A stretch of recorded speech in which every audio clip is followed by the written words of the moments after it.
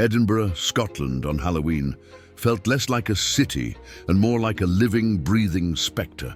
Its ancient closes, winding winds, and the formidable Edinburgh Castle looming over it all whispered tales of a gruesome past. But beneath the cobbled streets, the true horror lay entombed within the Edinburgh Dungeon, a notorious historical attraction that recreated the city's darkest moments: plague, torture, and public executions. For Dr. Alistair MacLeod, a cynical historian specializing in grim historical reenactments, this Halloween was a challenge of professional integrity. He had gained exclusive overnight access to the dungeon's most chilling exhibit, the Torturer's Guild, convinced that the reported screams, phantom touches, and oppressive atmosphere were merely hyper-realistic theatrics and psychological suggestion designed to terrify tourists. His objective: to meticulously document every sensory detail, aiming to scientifically prove that the dungeon's hauntings were a masterclass in immersive storytelling, not genuine paranormal activity. Alistair, a man whose dry wit and unwavering logic shielded a deep, almost academic fascination with human cruelty, dismissed the endless anecdotes of spectral jailers and wailing prisoners as mere embellishments. His team consisted of 2 graduate students, Emma and David, both bright but visibly unnerved by the dungeon's reputation. They arrived on the evening of October 31st, the biting Scottish wind carrying the distant strains of bagpipes and the unsettling scent of damp stone, sulfur, and something faintly metallic. The dungeon's entrance, a grim, foreboding archway, seemed to glower under the bruised purple and ominous orange twilight sky. A scattering of carved pumpkins, their glowing orange faces contorted into menacing grimaces, adorned the entrance and corridors, a festive touch by the dungeon's management. But their lights seemed to pulsate with an unnerving, almost malevolent intensity in the deepening gloom. Their designated study area was the notorious Torturer's Guild chamber, a claustrophobic space filled with terrifyingly accurate replicas of medieval torture devices: the rack, the spiked chair, the Iron Maiden. This room was the epicenter of the dungeon's most extreme claims, famous for sudden temperature drops, disembodied screams, and the inexplicable feeling of being watched or touched. Alistair meticulously set up his specialized equipment: thermal cameras, highly sensitive microphones, vibration monitors, and electromagnetic field (EMF) detectors, hoping to capture any subtle environmental anomalies. A single battery-operated jack-o'-lantern, its orange LED flickering steadily, sat on a nearby rotting wooden stool, a practical light source among the sophisticated gadgets, and a defiant symbol against the chamber's grim history. Hours passed. The initial data was frustratingly inconclusive. Microphones picked up nothing but the drip of water and the distant creaking of the old building. Thermal cameras registered no unusual heat signatures, and vibration monitors remained silent. Alistair, his voice calm and analytical, began his video log, a hint of professional satisfaction in his tone. As expected, he stated, adjusting his headlamp, the Torturer's Guild, despite its notorious reputation, presents no evidence of genuine supernatural activity. The dungeon's hauntings, in all likelihood, are fascinating psychological effects, a testament to its immersive design. But as the clock's ancient chimes echoed midnight, marking the shift to All Hallows Day, a profound and undeniable shift occurred. The temperature in the Torturer's Guild plummeted so rapidly that Alistair could see his breath. His thermal camera flared with an icy blue, confirming the inexplicable drop. Then his EMF detector, previously dormant, screamed to life, its red lights flashing violently, registering a massive electromagnetic surge directly in front of the spiked chair. A faint, rhythmic clanking sound, like chains dragging on stone, began to emanate from the darkest corner of the chamber. It wasn't loud, but it was insistent, rhythmic, growing in intensity. Alistair froze, his scientific composure utterly shattered by a primal wave of fear. This was not a mechanical anomaly. This was intelligent. His "Is anyone here?" Alistair whispered, his voice tight with a fear he hadn't anticipated. The clanking stopped abruptly. A guttural groan, low and laden with ancient malevolence, filled the chamber, echoing from all directions, as if coming from the very stone itself. It was the sound of profound anguish and centuries of unfulfilled vengeance. Then from the absolute darkness beside the mock gallows, a shimmering, translucent figure began to coalesce. It was indistinct at first, like swirling smoke, but slowly, horrifyingly, it began to take the shape of a man. His features were gaunt, his eyes hollow pits of despair, yet burning with an intense, pulsating orange light. His body was clad in tattered, spectral executioner's garb, and in his translucent hand he clutched a spectral noose, its rough fibers shimmering. His presence radiated an overwhelming aura of ancient evil, sadistic cruelty, and predatory purpose. This was not a residual haunting. This was an intelligent entity, a revenant. John Kincaid, Edinburgh's infamous Hangman of the Canongate, a torturer and executioner from the 17th century. And he was here. Alistair's academic detachment dissolved completely. This was real. Terrifyingly, impossibly real. "Kincaid," Alistair stammered, clutching his recording device. The hangman, the spectral hangman, did not speak. Instead, a torrent of vivid, horrifying images flooded Alistair's mind. 17th century Edinburgh, a city rife with poverty, disease, and brutal justice. He saw Kincaid, not as a mere executioner, but as a man driven by a profound, almost spiritual hunger for control, for the absolute power over life and death. He saw the tortures, not as mere punishment, but as ritualistic acts designed to extract not just pain, but the very essence of human despair, feeding it to an ancient, malevolent entity bound beneath the dungeon's foundations. The dungeon itself was not just a historical attraction. It was its prison, its feeding ground.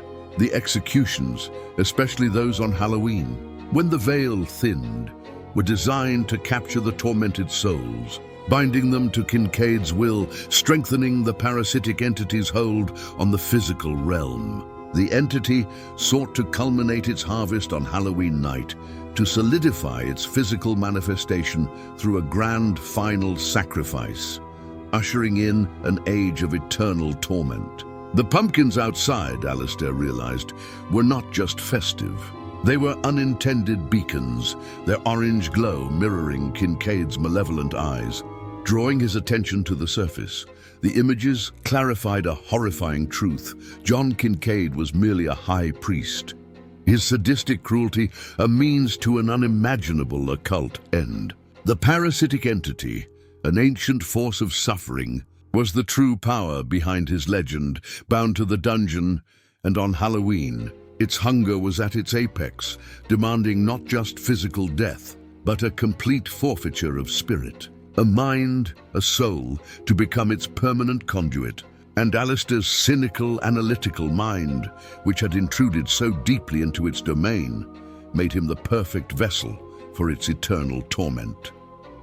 The torturer's guild grew colder, thicker with unseen presences. Alistair felt phantom hands, bony and icy, pulling at his clothes, tearing at his skin.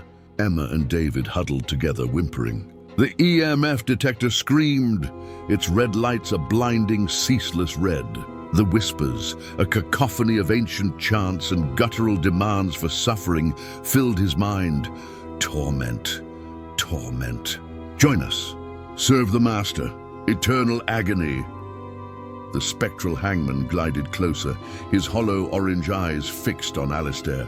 His translucent hand, clutching the noose, reached out, not for his throat but for his mind, seeking to transfer the unending burden of his monstrous cruelty and the entity's parasitic grasp. Join my guild, his silent voice echoed in Alistair's thoughts. Witness the true horror. Unleash the torment. Alistair, caught between terror and a sudden profound understanding, fought against the mental intrusion. He recalled an obscure passage from an old Scottish folklore book, dismissed as a meaningless fragment, a symbol of the Piper's Lament, an ancient Pictish glyph that, if invoked with genuine courage and a pure intention to honor the innocent dead, could temporarily disrupt the parasitic entity's hold on its host, forcing it to retreat to its dimension. The glyph, a stylized piper playing a mournful tune, surrounded by protective thistles, was believed to be effective only on Samhain, when the veil was thinnest, and if dedicated to an act of genuine empathy and defiance against overwhelming evil. With a desperate surge of adrenaline, Alistair broke free from the mental hold. "No!" he gasped, forcing the word out, his voice echoing through the chamber. "I will not be your torturer.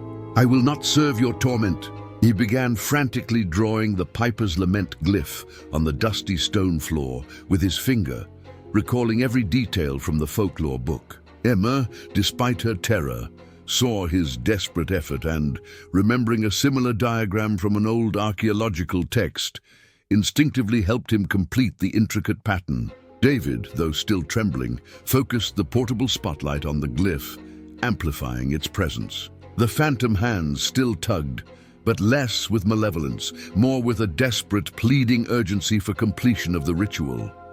As the glyph was completed, it pulsed with a faint, shimmering blue light, starkly contrasting with the dominant orange. The spectral Hangman roared, a sound of ancient fury, his form flickering violently. The orange glow in his eyes wavered, replaced by a momentary flash of frustration, then pure, unadulterated hatred. The Hangman lunged, but as he crossed the boundary of the glowing glyph, his form distorted, shimmering violently, as if struggling against an invisible barrier. The ancient chants and whispers ceased abruptly. The surrounding shadowy figures, the remnants of the entity's influence, recoiled, their orange glows dimming to nothing. Alistair, seizing the moment, remembered another detail from the folklore. The entity's ultimate weakness was exposure to raw, untamed sounds of lament and remembrance, sounds that mirrored its consumed victims' innocent suffering, not the screams of agony it preferred. He looked at his small LED-lit pumpkin, still flickering on the rotting stool. It was a simple, harmless object, but now it felt like a conduit for a different kind of power. With a desperate prayer for the innocent victims, Alistair grabbed the pumpkin. "This is not your torment, demon," he screamed, his voice ringing with defiance. "This is the lament for their stolen lives, the sound of their memory." He hurled the glowing pumpkin towards the Hangman.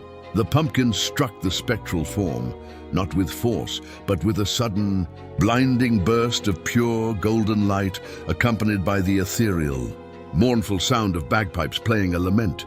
The Hangman convulsed violently, letting out a final, ear-splitting shriek that tore through the dungeon.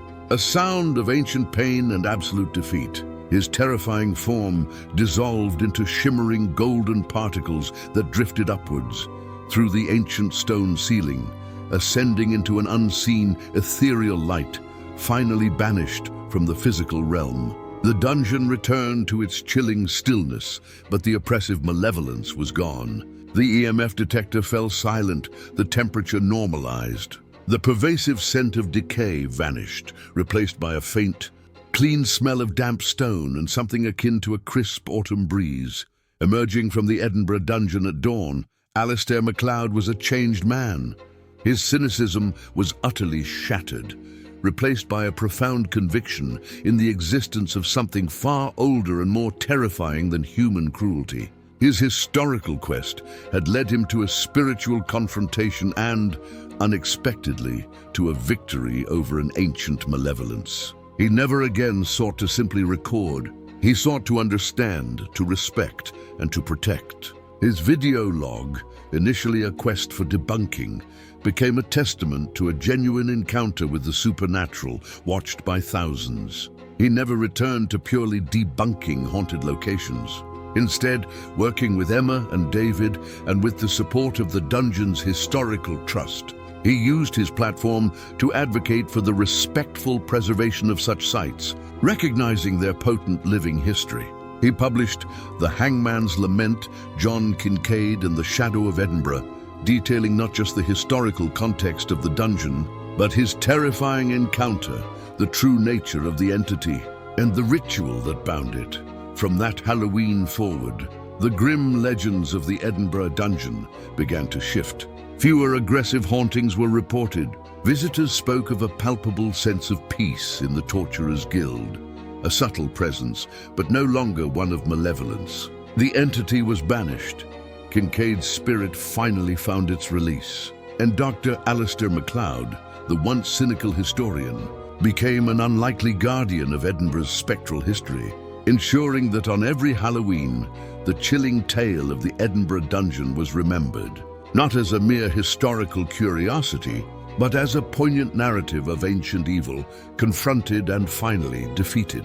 The jack-o'-lantern outside the Edinburgh Dungeon became a permanent fixture, always lit, a silent vigil against the shadows, its orange glow a beacon of peace for the wailing walls.